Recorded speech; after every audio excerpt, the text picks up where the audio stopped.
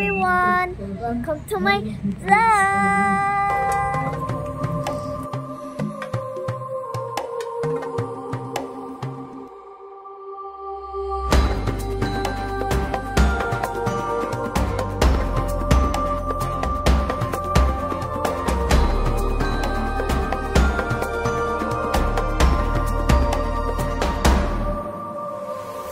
Lakbayin, tuklasin ng masilayan, natatagong kayamanang matatagpuan sa may bandang kanluran. At dito'y hiwaga o islang pambihira, gandang agad na bibiyagin ka.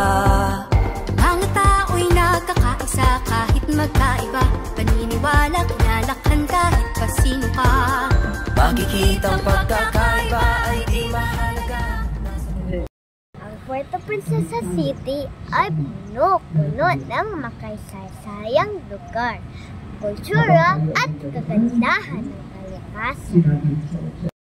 For today's video, pupuntahan natin ang ilan sa mga makasaysayang lugar dito sa Puerto Princesa City.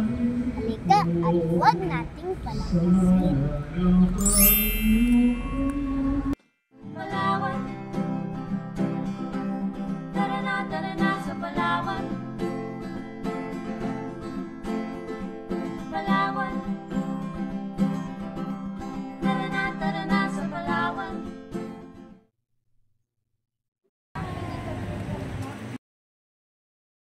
Nandito tayo ngayon sa Zacatel, sa Barangay Liwanag dito sa Pasok, Princesa City. Alam niyo ba, dati itong kampo ng mga militar na ginamit ng mga Hapon noong ikalawang digmaan pandaigdig. Tara guys, puntahan natin. Alam niyo rin ba, noong 1944, ginanap ang Palawang Massacre na kung saan sinunog ang 150 na bihag na Amerikanong sundalo. Tara guys, tignan natin.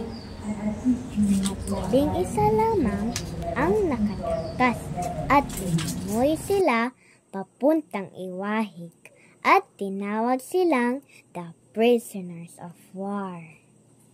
Ngayon, ito ay isa ng pampublikong parke at memorial site na nagbibigay parangal sa mga nasawi at nagsisibing paalala na madilim na bahagi na kasaysayang na lugar.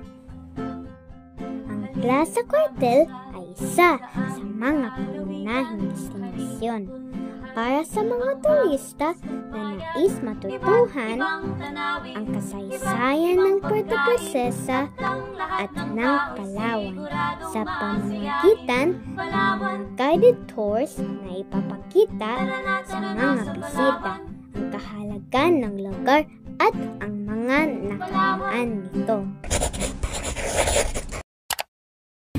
Sa bandang kaliwa naman ay makikita natin ang isa sa makasaysayang simbahan dito sa Puerto Princesa City.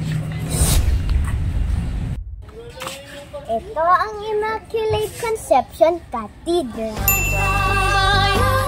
Sa muling hangganan, hiwagay, ika ng Diyos na tunay. Palawan, halina't sa aming bayan. Palawan. Alam niyo ba na itinatag ito noong 1872 ng mga Espanyol? Ngunit nawasak din ito noong ikalawang digmaang pandaigdig. Dayon ka mo, tige sa ating banwa.